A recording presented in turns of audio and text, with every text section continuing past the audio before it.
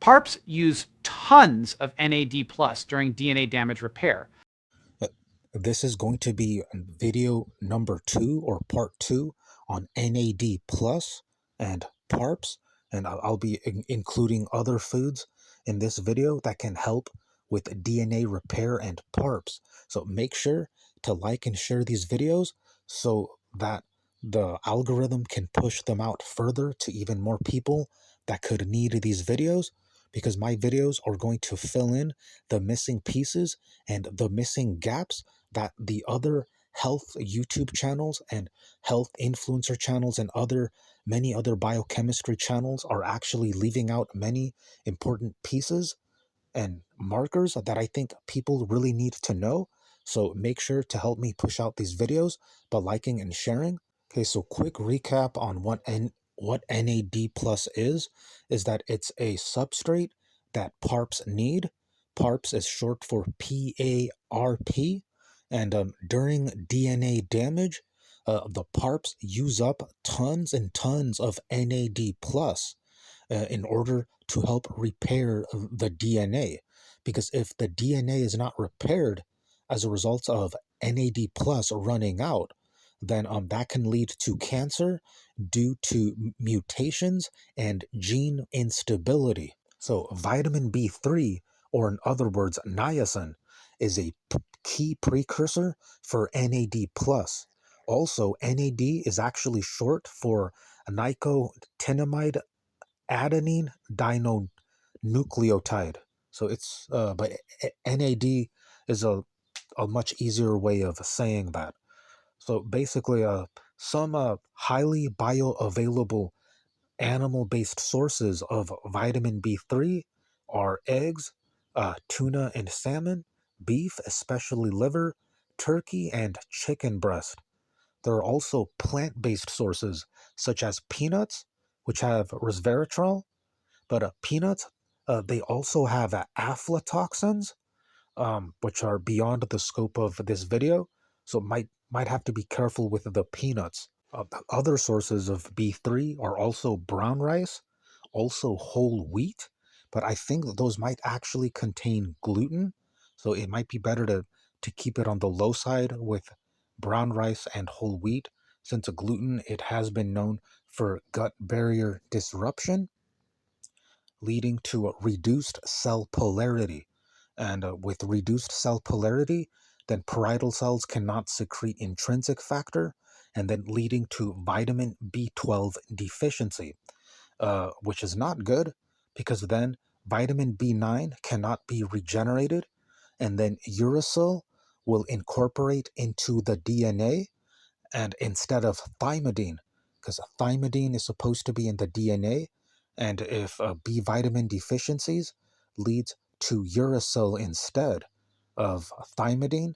Also, it has been shown in some studies that cancer patients have high levels of uracil in their DNA, so it might be better to avoid gluten. The next ones are pretty good though for vitamin B3. They actually have other benefits uh, that could be paired great with vitamin B3, and that is mushrooms. So mushrooms help create B3, and also avocados. What's really special about mushrooms is that so there is the phagosome and then the lysosome. So those two, they have to fuse together, because if they don't, then there isn't going to be the cathepsins to degrade the vitamin D complex. And without the degradation of the vitamin D complex, that's going to lead to reduced or a deficiency in active form of vitamin D. Okay, so mushrooms also combined or paired with either onions, leek, and garlic can help phagosome maturation. Therefore, the phagosome can fuse with the lysosome to be able to increase active forms of vitamin D. Now, the next one with avocados, in combination with increasing vitamin B3 as a substrate for NAD+, avocados also help the immune cells by helping form the signalosomes, because the signalosome on the immune cell can help the receptors on the immune cells to take up various forms or different substrates, such as fatty acids, sugars, also arginine and tryptophan.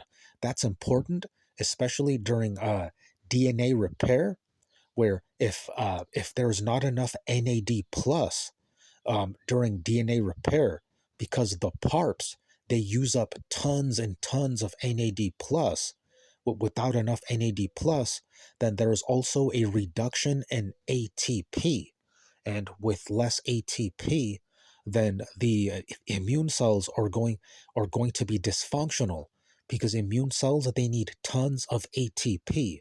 But a good way to help the immune system to add even more substrate in case the immune cells are running out of ATP is to provide the avocado healthy fats, so that the healthy fats from the avocado can help the immune receptors through this signalosome formation uptake other substrates such as sugar, fatty acids, arginine, tryptophan, in case they are running out of ATP. If the immune cells are running out of ATP during the DNA repair process because of the Parps, then the immune cells can at least have a different source or a different substrate of energy or fuel in case they are running out of ATP because of the DNA repair process. Another great benefit of avocados is that if the fatty acids in avocados are helping immune cell receptors uptake tryptophan, then the body can also make niacin or B3 from tryptophan. And tryptophan is an amino acid found in protein foods. So pairing avocados together with protein foods can help improve tryptophan, therefore making vitamin B3. Okay, there are actually different forms of vitamin B3, such as niacin, and then nicotinamide, and then nicotinamide riboside, or NR for short. All of these feed into pathways that produce NAD+. So NAD+ is essential for ATP and DNA repair, as well as mitochondrial function. Also, NAD+, it can run out during DNA repair processes because Parps is highly intensive on NAD+. In fact, one DNA strand break can use up hundreds of NAD plus from one Parp. So one Parp can use up hundreds of NAD plus. That's why it's important to keep the vitamin B3 levels up, to keep up with NAD plus demand from the Parps during DNA repair. Because if the DNA is not repaired, then that will lead to gene mutations that can lead to cancer. So that's it for the video. If you're interested in more future videos, then make sure to like and share these videos with your friends.